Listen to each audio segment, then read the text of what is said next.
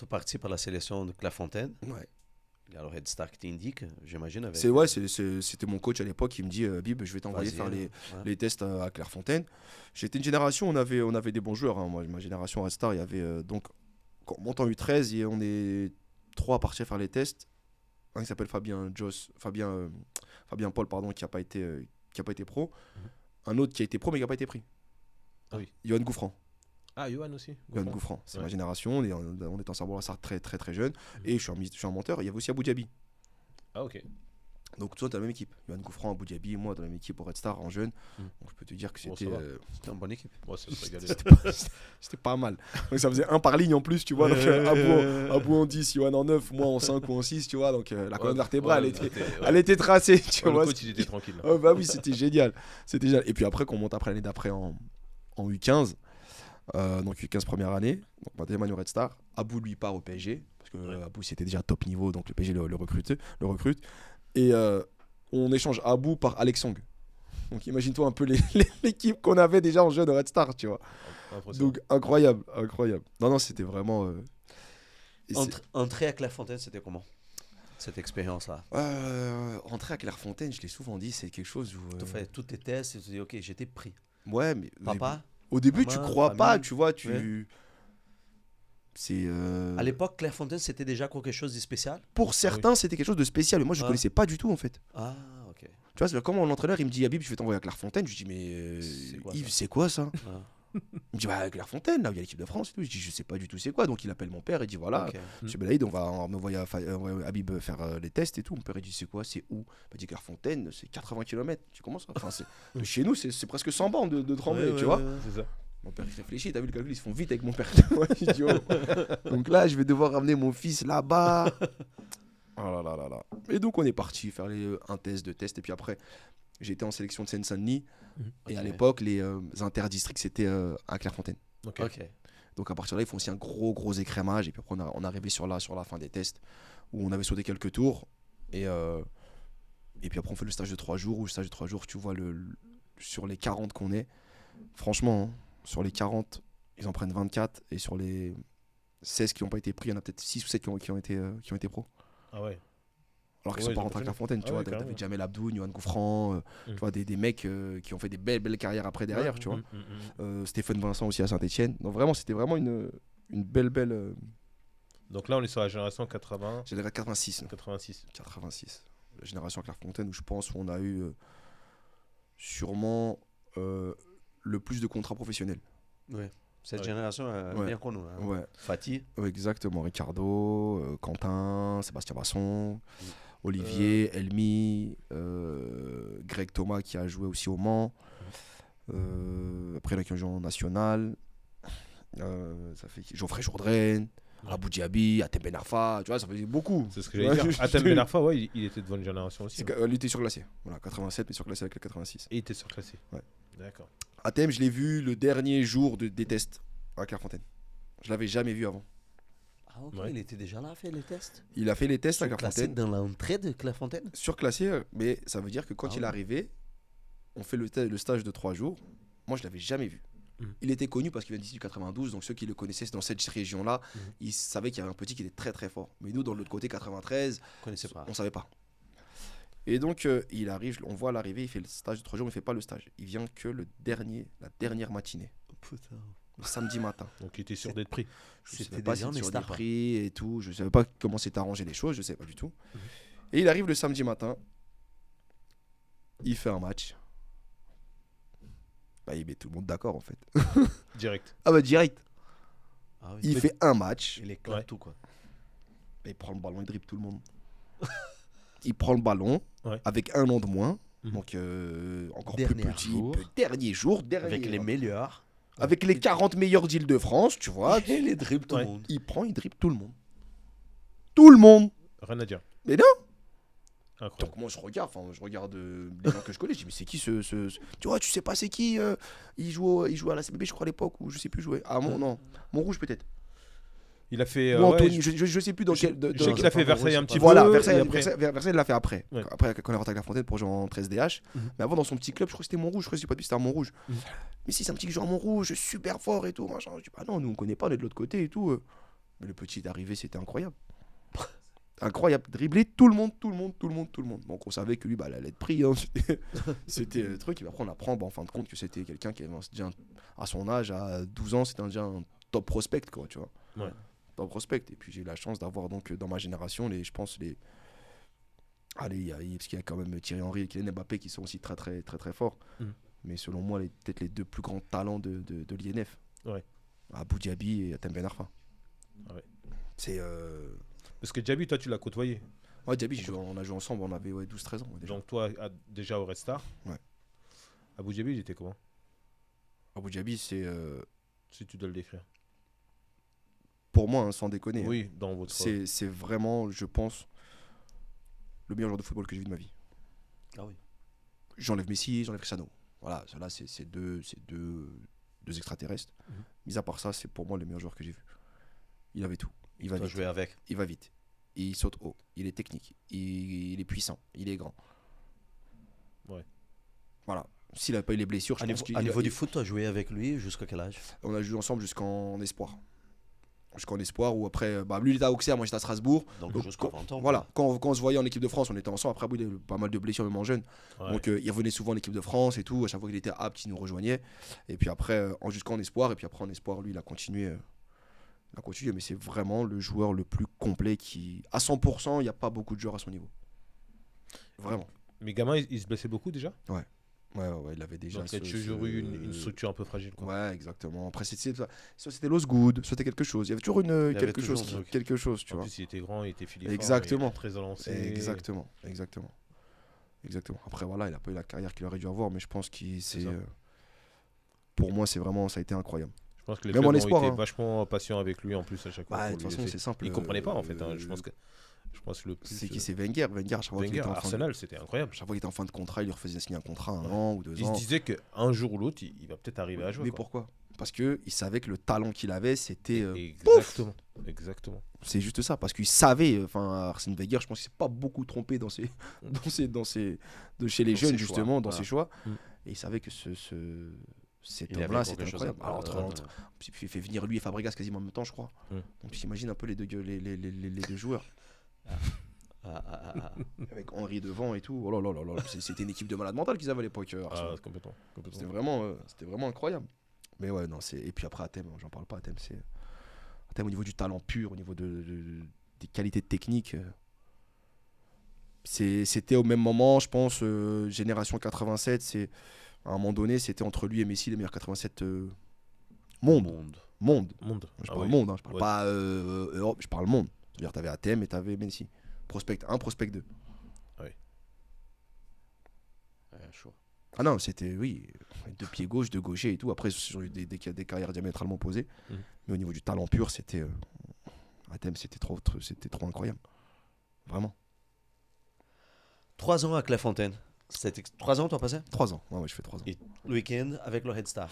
Les 2 premières années. Oui, après la dernière année, c'est avec. La dernière année, c'est avec le championnat. Voilà, le championnat. Ouais. Et ça qui est paradoxal, c'est qu'on avait. Le championnat de Clairefontaine. Voilà, on fait championnat. C'était U15 nationaux à l'époque. Dans une poule. C'est ça qui est bizarre avec la génération qu'on a eue. On a une génération collectivement nulle. Ah oui, vous n'avez pas gagné? On n'a rien gagné. on a pris des torgnoles, on a pris des claques à Metz, on part 5-0, des trucs de fou. Mais individuellement, on est très très fort. Mais collectivement, comment t'expliques ça? Je sais pas. On n'a pas réussi à trouver la symbiose de l'équipe et tout ça. Les Galacticos, quoi. Voilà, on n'a pas réussi à trouver ça. Ça passe pas lâche. Alors que la génération d'avant, ils gagnent le championnat, donc les 85. Il avait l'impression, quoi. Et la génération d'avant, les 84, ils perdent en finale. Ah oui. Ils perdent en finale contre Lyon, les 84, et 85, ils gagnent la finale. Donc nous, les 86, on arrivait derrière. Ah bon, on a foiré, nous. Et ça, à l'intérieur de Clairefontaine, c'était. La perception, c'était quoi? C'était les gars. Non, nous aussi, on fait comme eux. Mais on peut pas. On n'était pas bons. Collectivement, nous n'étions pas bons. Mais individuellement, on était. Mais c'était un problème à l'intérieur de. Ah ouais, non, mais c'est tout. Non, ça, c'est quelque chose qui arrive. Si on n'arrive pas à jouer ensemble, on n'arrive pas à jouer ensemble. Si le coach n'a pas réussi à nous faire évoluer ensemble, il n'a pas réussi. Mais comme je te dis après, le but de Clairefontaine, c'est de former des joueurs professionnels. C'est ça. Oui. Former des joueurs pour l'équipe de France. C'est former des joueurs, tu vois. Mais ça reste la grosse vitrine, quoi. Non oui, mais quand au bout du compte. Donc quand tu vois que la vitrine ne marche pas. Au bout du compte, en fait, c'était costaud, peut-être aussi. Pas forcément. Ouais. Parce que tu citais Metz et tout. Est-ce que ces centres-là, ils bossaient pas d'une manière qui fait que. Non, mais je pense sincèrement. C'est pas des grosses générations. Il y a pas une grosse génération. À Metz, ils avaient déjà Sébastien Masson qui était avec nous pendant 2 années et qui a été viré au bout de la deuxième année. Enfin, pas gardé, pas conservé, pas viré. Qui n'a pas été conservé au bout de la deuxième année parce qu'il avait déjà signé dans un club, donc c'était peut-être plus facile pour Clairefontaine de ne pas le conserver. Et il est parti à Metz, donc quand on a joué contre lui, son but c'était de nous massacrer. Ah, bah oui. Il n'a pas raté, il nous a mis 5-0, donc il a vraiment réussi son pari. Ouais. Et ils avaient qui Metz, je me rappelle en tant que c'était pas Pississé devant, je crois. Et Babacar Gueye. Oui, bien sûr qu'il y avait des bons joueurs. Il y avait des bons joueurs partout. aussi. Oui, voilà. Mais bon, on était Clairefontaine quand même. voilà. Ouais, Mais au bout du compte, représenter un peu ce qui se passe en Ile-de-France. Voilà. La Et au meilleure bout des du Hauts-de-France, compte, de cette génération, tu formes 2 internationaux A. C'est tout. C'est le concept Clairefontaine, il sert qu'à ça. Ok. C'est ça qu'il faut se dire, c'est que la fédération fait un centre pour aller nourrir le contingent des équipes de France. Ok. On était 3 ou 4 en sélection jusqu'en jeune, jusqu'en espoir. Puis après, les meilleurs, Thème et Abou sont partis en A. Ils ont réussi leur travail. Donc c'était ça leur objectif. Tu vois ce que je veux dire? Ils ont réussi leur travail. Ouais. C'est tout. On ne te demande pas plus. On te demande pas plus. Et c'est que ces groupes de 20, 25 joueurs, ça va sortir 2, 3 et c'est exactement ça suffit, c'est ça. Quand on arrive à Clairefontaine, on est 24. Le premier discours de M. Dussault, avant qu'on entre avec nos valises dans le bâtiment, écoute bien, le premier discours, c'est « Bonjour mesdames et messieurs, bonjour les enfants, vous êtes 24 aujourd'hui. S'il y a 4 professionnels, on a réussi notre travail. » Ah oui, c'est déjà... Ah ouais. Pour les parents, déjà Et pour je les pense parents. que tout le monde se regarde là. Déjà les parents, ils se regardent, ok. Ça sera qui les 4? Oui, déjà. Ce sera qui les 4? Tu vois? Ouais. Et de cette génération, on a été entre 10 et 13 à avoir signé un contrat professionnel. Ah ouais, quand même. C'est À énorme. avoir signé un contrat professionnel. Après, il y en a qui ont plus joué ou moins et tout. Oui, mais qui sont sortis avec un contrat, quoi. Au c'est final. pour ça que je te dis, individuellement, on avait vraiment une belle génération, mais collectivement, on n'y arrivait pas. Ça s'explique pas, ça, des fois. Ça s'explique pas. Ces 3 années que tu as passé là-bas, c'est quoi les C'était, souvenirs? Parce que t'es très jeune, tu arrives à 13 ans. 13 ans, 16 ans, tu te forges en tant qu'homme dans un environnement où il n'y a que des hommes. Et après, tu demandes à des jeunes comme ça de bien se comporter quand ils partent de là. C'est dur. C'est pour ça que la vie de footballeur, elle n'est pas facile. C'est pas donné à tout le monde d'être footballeur. C'est pas donné à tout le monde de réussir dans un centre de formation. On te rentrait chez toi, c'était... Tu rentres chez toi, tu passes pour le petit enfant idéal. Je vais donner une anecdote que je n'ai pas souvent racontée. J'arrive en fin de troisième et le collège veut me faire passer en BEP. Tu vois. Et pour mes parents, il était hors de question que j'ai en BEP. Ma mère, elle voulait juste dans ma vie que j'ai mon bac. C'était son objectif, il fallait que j'ai mon bac. Si j'ai mon bac, après, je pouvais faire ce que je voulais. Et donc, ils se font convoquer au collège. Et ma mère, elle arrive. Et forcément, la prof, elle lui raconte tout ce que j'ai fait pendant l'année, quoi. Mais forcément. Un vrai bilan. Pour justifier. Ma mère, elle sort de un truc. Et moi, j'étais pas dans la salle. Il y avait mon père, ma mère et donc la prof. Et moi, j'attends à côté. Je suis dehors du collège, je suis dans la voiture. J'attends. Et je vois que mes parents, ils reviennent. Mon père, il était strict, mais bon, il disait rien parce que voilà, il savait que j'étais bon au foot et tout, donc c'était différent. Et je vois ma mère revenir entre le bureau de la prof, donc entre la sortie de la classe et jusqu'à la voiture. Ma mère, elle est toute petite, elle fait 1m60. Donc quand elle marche, mais là, elle est arrivée avec un pas déterminé. Donc je savais que j'allais passer un sale quart d'heure. Et écoutez ce que ma mère me dit. Elle m'a dit, Habib, ça fait 2 ans que je t'ai laissé partir. Tu rentrais le week-end, t'étais tout gentil. Je pensais que t'étais quelqu'un de gentil et tout ça. Elle m'a dit, ta maîtresse, elle vient de me raconter. Elle m'a dit, t'as pas eu honte de me laisser moi aller voir ta maîtresse, sachant tout ce que tu fais en classe et comment tu te comportes. Ah ouais. J'ai dit, ouais, quand je suis à la maison, je suis normal. Je vais pas me comporter à la maison comme je vais me comporter dehors, tu vois. Je suis un peu fermé sur le coup parce que j'allais pas faire le malin. Et voilà, et à partir de là, bon, après, ils ont discuté et tout, je suis quand même parti en général, j'ai réussi à avoir mon bac, j'ai fait une licence derrière, donc c'était pas trop mal. Ça va. Mais sur le coup, comme je te dis, tu es là, tu es que entre hommes, tu es que entre garçons. Donc tu te forges et tu te formes que entre nous. L'école te fait Rambouillet? Ah oui, je me fais renvoyer, moi. Moi, je me fais renvoyer. Non, à Rambouillet, la ville. Ah, à Rambouillet. La Ah ville, oui, l'école est à Rambouillet, le collège. En fait, on a fait 3 collèges. La première année, on arrive au Essarts. Après, aux Essarts, le contrat avec le centre, il se finit. Donc, on est envoyé à Rambouillet. Et puis après, donc le troisième. Et puis après, le troisième, on part au lycée. Donc, on a fait vraiment en 4 ans, on a fait 3 collèges différents, quoi. Ok. Mais non, c'est vrai que c'était vraiment des belles années. T'es qui entre potes tout le temps. Il y avait un stress de savoir que tous les ans, si tu allais être conservé ou pas, tu devais remplir certains critères pour pouvoir rester. Il y a le stress à chaque fin d'année. Donc là, je pense que moi, personnellement, ça a été la première année où c'était plus compliqué. Enfin, plus compliqué, non. Dans le sens où j'ai eu le plus de pression. Parce qu'il arrive, même si tu es un bon joueur et que tu sais pas vraiment qui va rester, qui va pas rester, on ne le sait pas du tout. Ça veut dire qu'on n'a aucun indicateur qui te dit que toi, tu vas rester ou pas. Okay. Ça veut dire que tu le sais vraiment là, au dernier moment. Et quand ils appellent tes parents ou tu reçois un courrier chez toi, tu vois. Donc quand on fait la réunion de fin d'année, on a fait la réunion de fin d'année. Et donc il y a Monsieur Dussault, il y a tout le monde. Je me rappellerai toute ma vie, je suis à côté de Jonathan Coquel. Je me rappellerai toute ma vie. Et on fait la réunion et il y a beaucoup de stress, beaucoup de pression, tu vois. Et Monsieur Dussault, il commence à parler. Et t'as vu, il a son intonation d'ancien et ses anecdotes. Puis il est charismatique. Voilà, exactement. Et à un moment donné, il sort à Nabil Hamzi, je me rappelle. Il dit Nabil, parce qu'il fait le tour de tout le monde là. Il dit pas, toi tu vas te virer quoi. Mais en tout cas, il fait vraiment le bilan de tout le monde. Et il arrive sur Nabil Hamzi, il lui dit Nabil, toi, je comprends pas, ça fait 1 an. Donc déjà, il dit ça. Et moi, je baisse ma tête, je commence à rigoler. Et je me retiens. Écoute, je me retiens. Et je me rappelle, je mets ma tête dans mes bras. Et il lui dit quand je te dis taper doucement. Non, quand je te dis taper fort, tu tapes doucement. Et il lui dit quand je te dis taper fort. Non, quand je te dis l'inverse. Quand je te dis taper fort, je tape doucement. Et quand je te dis taper doucement, il dit mais tu frappes comme une mule. Il crie ça dans la salle de classe, tu vois. Et moi. Et c'est là. Et je me rappelle Coquel à côté de moi. Et je fais.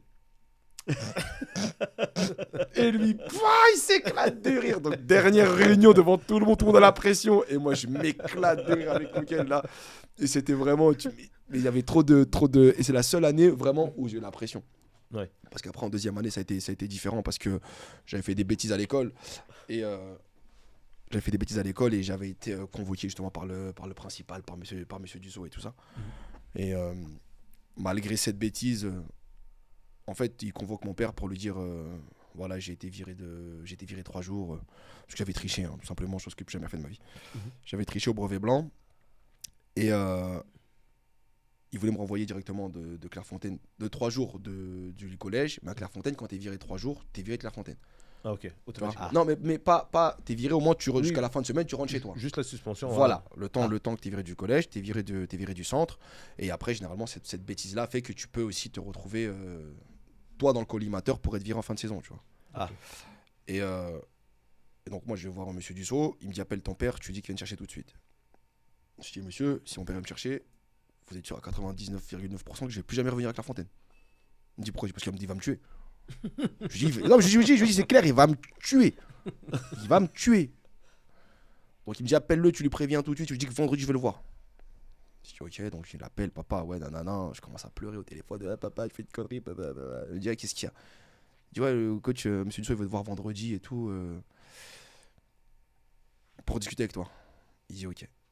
Donc la semaine c'est fini, on était le mardi, j'arrive jusqu'au vendredi. Vendredi, mon père, je le vois arriver, donc il est à la fin de l'entraînement. Je vais lui dire bonjour, il me calcule pas. Visage fermé, tu vois, vraiment énervé. Donc là, je sais que je vais passer un sale quart d'heure. On rentre exactement, quasiment à la même disposition. Ça veut dire, monsieur Dussault est là, mon père il est là, et moi je suis là. Donc, je me mets bien à distance de bras de mon père parce que mon père il avait la gifle facile. Il avait la gifle facile, ça partait assez vite.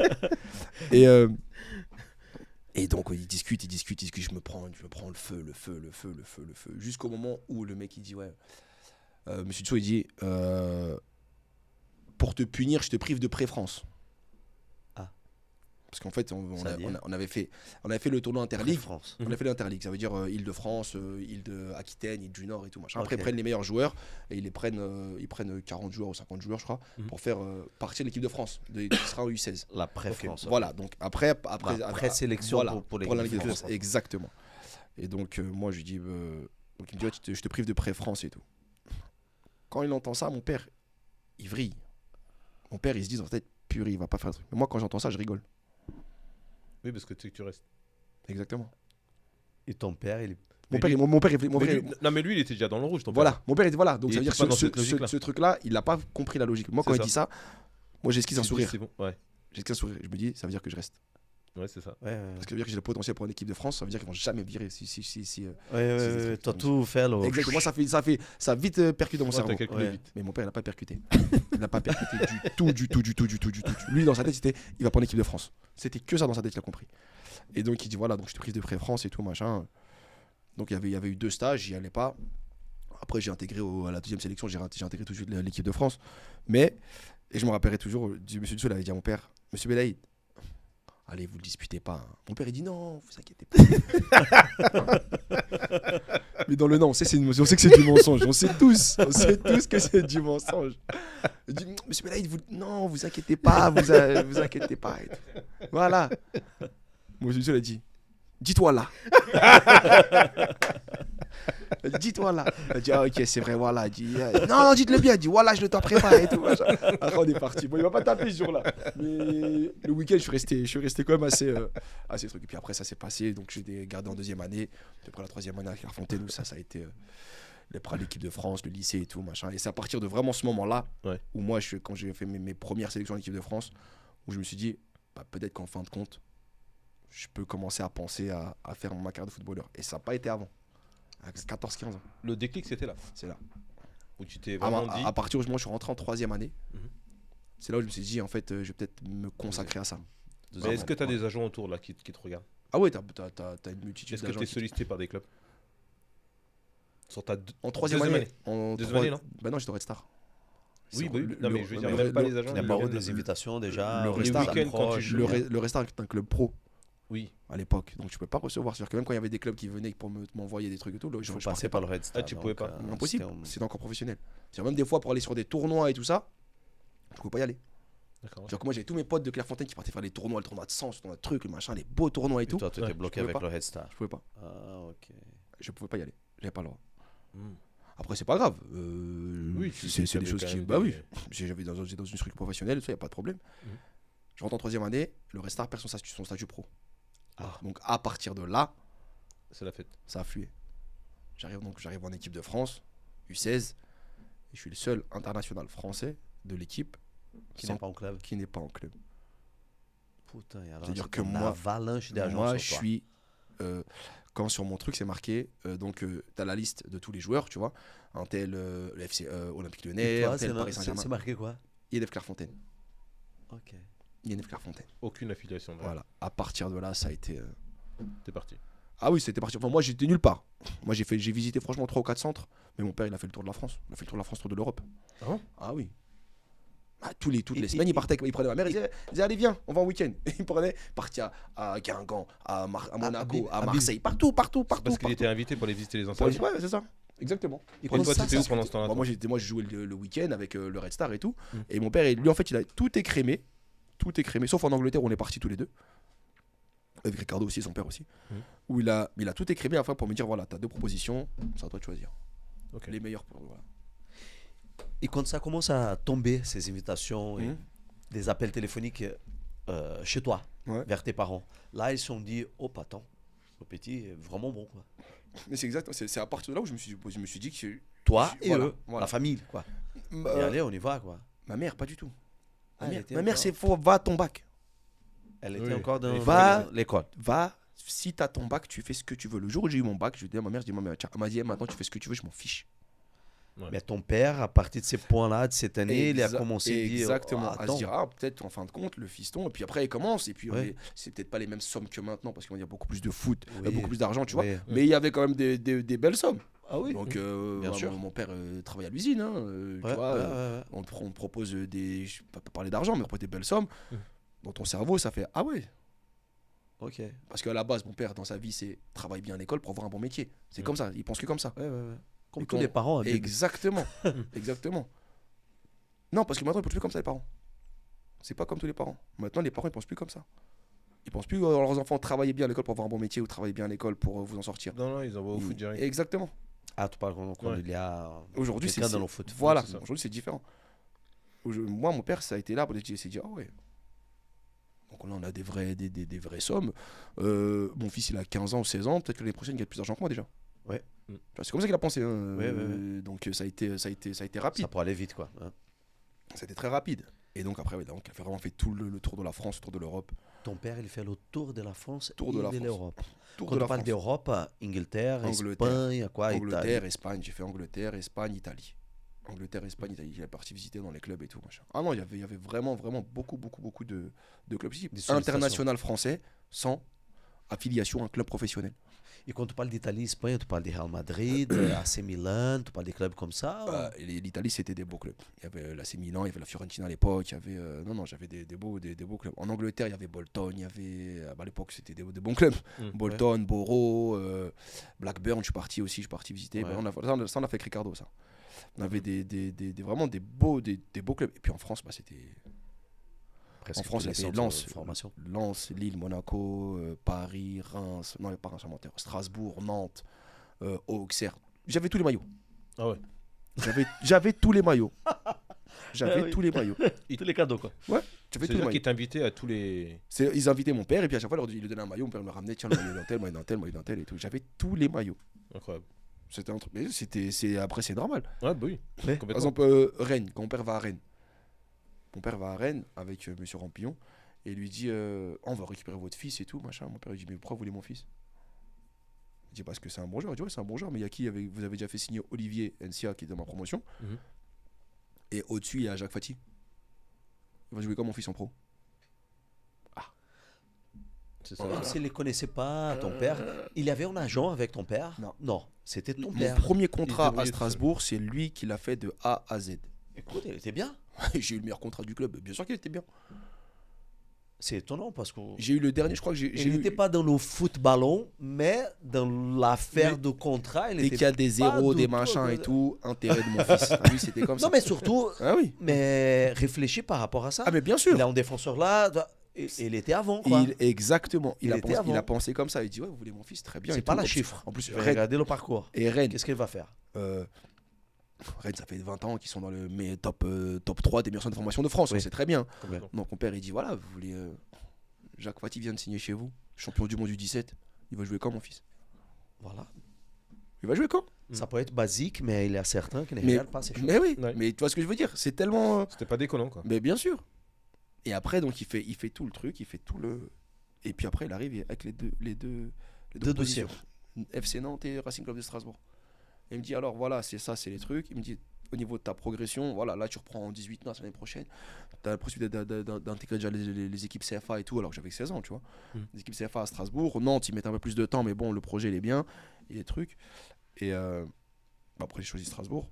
Mais c'était voilà, il avait tout écrémé par rapport à tous les discours de tous les directeurs de formation qu'il avait rencontrés. Ok. Bravo papa. Wow, bravo papa. Bossé. Et tout seul, sans agent, sans rien. Putain. Et il me sort le contrat où j'avais signé un contrat espoir. Je crois que je suis le dernier contrat espoir à avoir signé parce qu'après ça a changé. C'était passé sur un contrat élite, je crois, 2 ans aspirant plus 3 ans pro, choses comme ça. Ça avait changé après. Et c'est moi qui ai eu le dernier contrat espoir de France. Ah ouais. Incroyable. Un contrat de 5 ans. Ouais.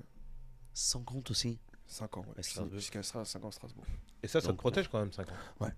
Aussi à 16. Parce que toi, tu étais content d'avoir un contrat de 5 ans?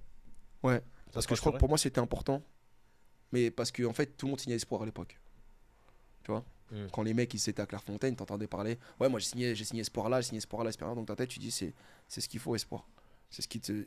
En fait, le contrat espoir par rapport à ce qu'ils te proposent dans la charte avant de négociation, t'es déjà dans un contrat où t'es au-dessus d'un aspirant ou au-dessus d'un stagiaire. C'est ça. Donc forcément, si t'es espoir, c'est qu'ils mettent plus d'espoir en toi, forcément. Tu vois ce que je veux dire? Donc quand t'arrives dans un club avec ce statut-là, à niveau égal, c'est toi qui vas passer. Ouais, c'est ça. Tu seras prioritaire. Si ils te donnent de l'argent avant de signer le contrat, t'as une prime à la signature, t'as machin et tout, à un niveau égal, c'est toi qui passeras. Toi, où déprimé à la signature? Ouais. Ah oui, avec toutes ces offres. Ah oui. Et ton père, il a négocié ça aussi? Mon père, il a tout négocié de A à Z. J'étais comment tout il a eu Je seul. ne peux pas garantir qu'encore aujourd'hui, il y a qui sautent ça, hein, qui n'est pas au courant. Ah, mais Des parents qui arrivent là pour négocier, pas d'argent, et qui, après, ils vont dire ah, je ne savais pas que je pouvais demander ça. Aujourd'hui, il y a encore ça, Bib. Et il y a deux façons de négocier. Hein. Il y a la façon de négocier où tu veux que l'argent. Oui. Mais mon père, il a fait sa force de négocier, ça a été le projet pour son fils. Tu vois. Par contre, après, il avait une relation avec, avec les directeurs de centre de formation, les coachs de la truc, qui étaient très, très, très proches. Parce qu'il a découvert les choses au fur et à mesure, j'imagine. Mais je pense que le fait de faire le tour, il a peut-être eu plein de tips qui lui ont permis après de construire un peu plus le projet. Exactement, c'est exactement ça. Et après, il a permis de dire voilà, c'est bon, voilà ce que je veux. Pas bon. Mais voilà, ça a été franchement, c'est comme ça. Le jour où il est venu me dire Habib, est-ce que je peux prendre un peu d'argent pour m'acheter une voiture? Je dis bah mon père, c'est grâce à toi que je suis là. Bien sûr que oui, tu vas t'acheter une voiture, c'est normal. Tu vois, c'est normal. Parce que c'est lui qui a tout fait de A à Z. Et je me rappelle que quand après j'ai signé avec un agent à 17-18 ans, parce qu'à un moment donné, il faut te mettre quelqu'un qui connaît les lois, qui connaît tout ça, qui connaît plein de choses. Quand le mec va me demander mon contrat, il dit mais c'est un contrat de fou que vous avez fait, monsieur Belaïd. Ah oui. Il lui dit vous avez fait un contrat de fou. Mon contrat, il était béton. Ça veut dire que autant au niveau de ce qui allait se passer dans l'avenir, dans le projet, voilà, dans le projet, que autant au niveau financier. Il dit mais vous avez fait un contrat de fou. Il dit ah bah c'est mon fils quand même. Il dit je protège l'intérêt de mon fils. C'est juste ça.